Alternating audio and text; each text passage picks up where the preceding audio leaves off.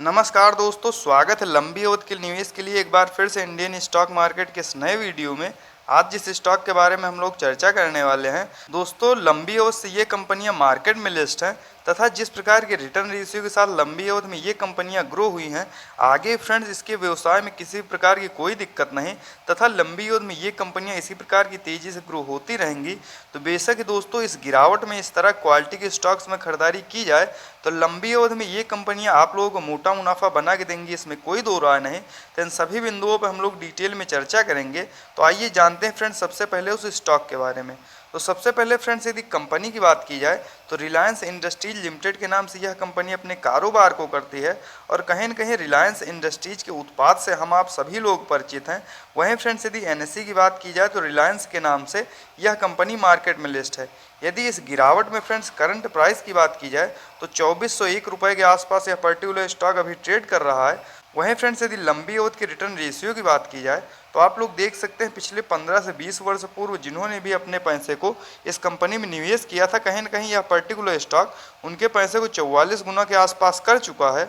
वहीं फ्रेंड्स यदि पिछले 5 वर्ष में रिटर्न रेशियो की बात की जाए तो 205% के शानदार रिटर्न रेशियो के साथ यह कंपनी ग्रो हुई है। वहीं फ्रेंड्स यदि पिछले 1 वर्ष में रिटर्न रेशियो की बात की जाए तो काफ़ी ज़्यादा गिरावट भरे इस साल में आप लोग देख सकते हैं 14% के आसपास पॉजिटिव रिटर्न हम लोगों को देखने को मिल रहा है।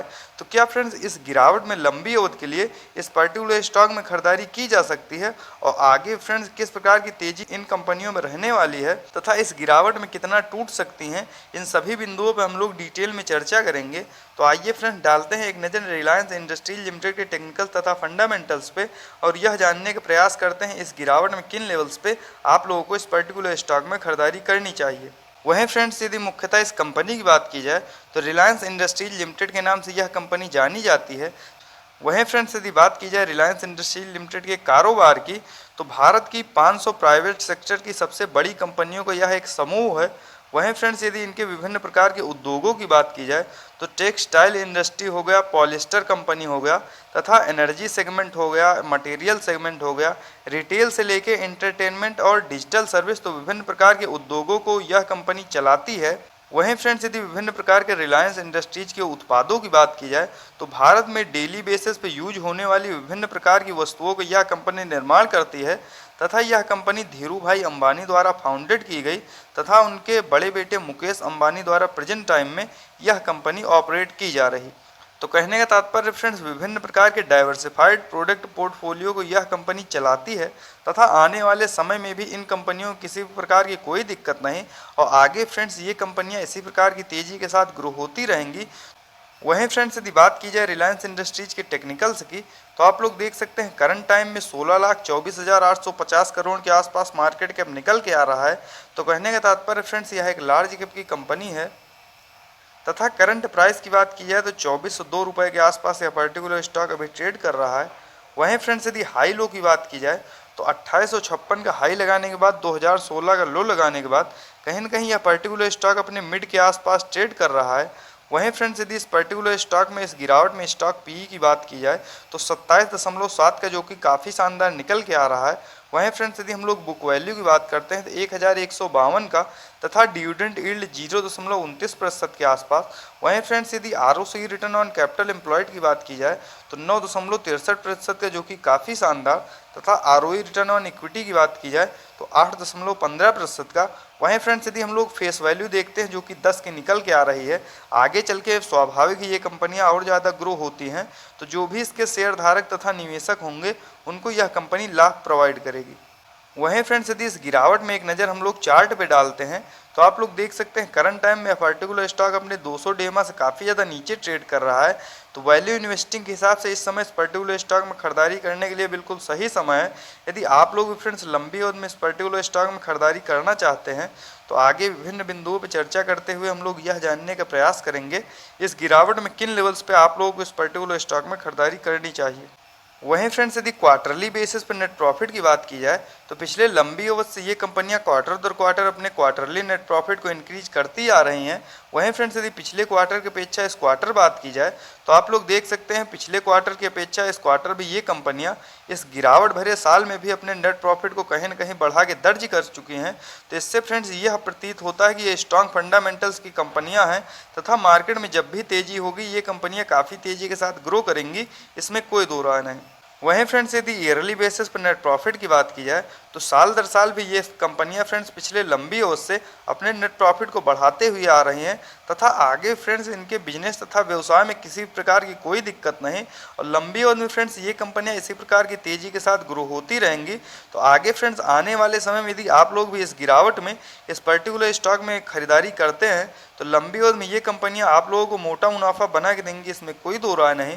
वहीं फ्रेंड्स यदि बात की जाए नेट कैश फ्लो की तो आप लोग देख सकते हैं करंट टाइम में मार्च 2022 के क्वार्टर में 17,840 करोड़ के आसपास नेट कैश फ्लो निकल के आ रहा है। तो यह भी फ्रेंड्स दर्शाता है कि स्ट्रॉन्ग फंडामेंटल्स के साथ साथ ये कैश रिच भी कंपनियां हैं। वहीं फ्रेंड्स यदि बात की जाए शेयर होल्डिंग पैटर्न्स की तो आप लोग देख सकते हैं मार्च 2022 के क्वार्टर के अनुसार 50.66% के आसपास प्रमोटर्स की होल्डिंग तथा एफआईआईस की बात की जाए तो 24.23% के आसपास। वहीं फ्रेंड्स यदि डीआईआईस की बात की जाए तो 14.23% के आसपास तथा गवर्नमेंट की बात की जाए तो 0.17%। वहीं फ्रेंड्स यदि पब्लिक की बात की जाए 10.71% के आसपास। वहीं फ्रेंड्स यदि हम लोग पिछले क्वार्टर से इस क्वार्टर तुलना करते हैं तो आप लोग देख सकते हैं कहीं न कहीं प्रमोटर्स अपने क्वांटिटी को इंक्रीज करते जा रहे हैं। तो यह भी फ्रेंड्स इस पर्टिकुलर स्टॉक के लिए एक प्लस पॉइंट है। वहीं फ्रेंड्स यदि एफआईआईस की बात की जाए तो पिछले क्वार्टर की अपेक्षा इन्होंने जो है अपने स्टेक को घटाया है तथा डीआईआईस की बात किया तो उन्होंने पिछले क्वार्टर की अपेक्षा इस क्वार्टर जो है खरीदारी करते हुए देखने को मिले हैं।